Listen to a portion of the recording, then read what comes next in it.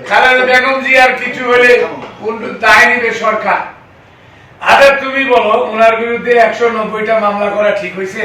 আর তারা সিঙ্গাপুর কথা বলো না। শেখ হাসিনার দল আমাদের মির্জা ফখরুলের বিরুদ্ধে 190টা মামলা করেছে। তারপরে উনি বলে ময়লার গাড়ি ভাঙচুর করছে, এটার মামলা চার্জশিট গঠন করছে কালকে। ফখরুল কি ময়লার গাড়ি ভাঙচুর করে? এটা একটু সত্যি কথা বলতো। খালেদা জিয়ার পুত্র 4 কোটি ফাঁসি হলে রাষ্ট্রপতি মাফ করলে তুমি পারবা? তাহলে তোমরা এগুলো মিথ্যা মামলা দিয়ে ফাঁসি দিচ্ছ। বিএনপির আমলে দিছে না? হ্যাঁ দিছে তো। আচ্ছা বিএনপির আমলে চুরি হয়েছিল কত? 50 টাকা। আর তোমরা করলা কত? 50,000 কোটি টাকা। তার মানে ওরা চুরি করছে বলে তোমরা চুরি করবা। এইটা সব ঠিক আছে।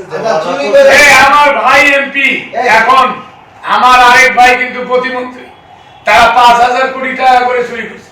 আমার বড় ভাই বিচারপতি, শুনতে ভালো লাগবে না, এই যারা বেগম পাড়ায় বউ দিছে এদের সেক্স করে কারা? ছাত্ররা করে। লিখে দিয়ে দাও আমার কাছে, 5,000 টাকার স্টেটমেন্ট লিখে দিব। যাদের বউরা বেগম পাড়ায় থাকে তাদের সেক্সের অভাব মিটায় আমাদের বাংলাদেশের ছাত্ররা। কালো ছেলে মেয়ে পড়াই চালা। শুনতে তোমার খারাপ লাগবে? তোমার বউ কানাডায় থাকলে তোমার বউকে চালায় অন্য লোক। তুমি যে এই 20,000 কোটি টাকা চুরি করে বউ ছেলে মেয়ে ওঠে তুই তোমার বউকে অন্য লোকে, এটা ভালো জিনিস?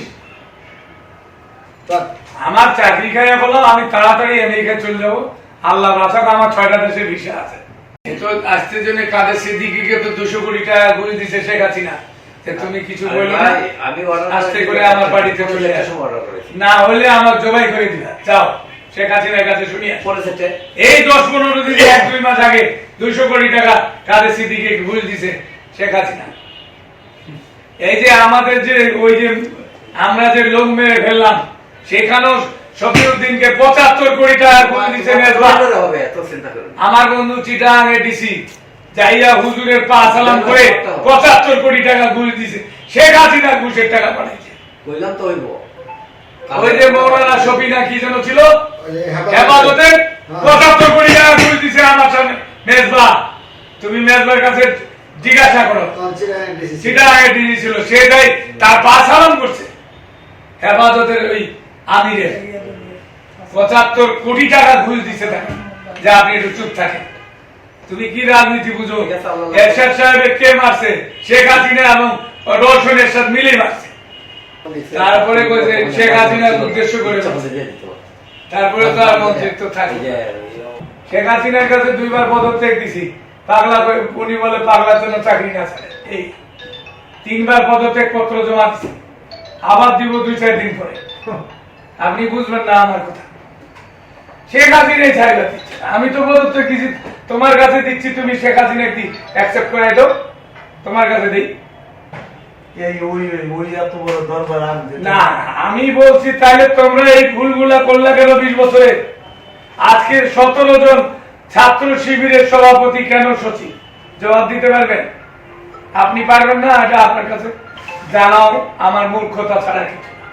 58 জন সচিব কেন বিএনপি ছাত্র দলের? আওয়ামী লীগের কয়জন সচিব আছে এটা আপনি হয়তো বলতে পারেন, এটাও জানা নাই আপনার। তাহলে কি পার্টি করবেন? 2 জন আছে, এক কামরুল আছে ত্রাণ সচিব। আমি ওয়াহিদাকে আওয়ামী লীগের লোক মনে করি না, কৃষি সচিবকে। শিলা ওই যে হাজবেন্ড আওয়ামী লীগ করতো আমার সাথে, কিন্তু হাজবেন্ড আওয়ামী লীগ করলে যে বউ আওয়ামী লীগ করে এটা আমি জানি না।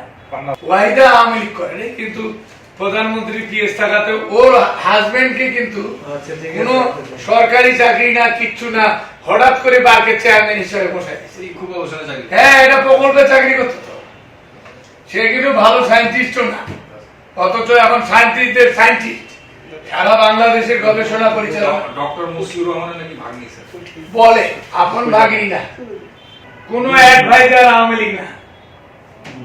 তোমার এসটি ইমাম খন্দকার মোস্তাকের চামচা ছিল, এবং 12 কোটি টাকা চুরির অপরাধে এরশাদ সাহেব তার চাকরি খেয়ে ফেলে। এটা তোমরা জানো না, কেউ তোমাকে বলবে না আমি ছাড়া। তখন নাম লিখতো হোসেন তৌফিক ইমাম, চুরি করার পর লেখে এসটি ইমাম। যাতে লোক না বুঝে। আরে আমি জানি না জেনে কথা বলি না তো। আমি না জেনে কথা বলবো না যেটা জানি না। আমি যদি বলি যে না ভাই এটা আমি জানি না, বলি না, যেটা জানি আমি সেটাই বলি।